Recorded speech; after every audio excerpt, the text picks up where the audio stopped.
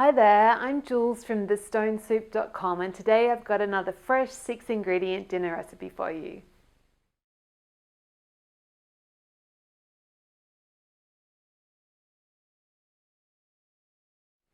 Okay, so I've got a pan heating up on a medium-high heat. Just going to get a splash of oil in, and then I want some cauliflower rice. This is still frozen. So that's 250 grams, which is about 9 ounces. And then we want 3 or 4 tablespoons of lemon juice.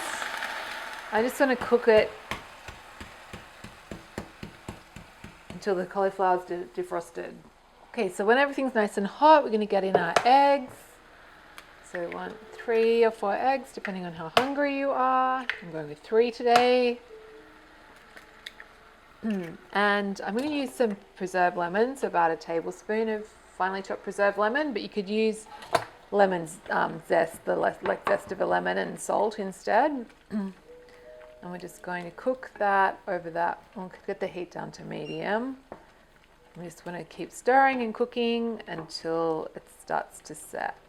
Beautiful. And so when the egg's looking like it's come together and it's nice and set and creamy and delicious and kind of risotto-y, but not. I'm just going to get it into a plate, and then I'm going to top with some butter, or you could use grated parmesan if you wanted to, with a drizzle of beautiful olive oil, and then we're going to finish it with some beautiful basil leaves.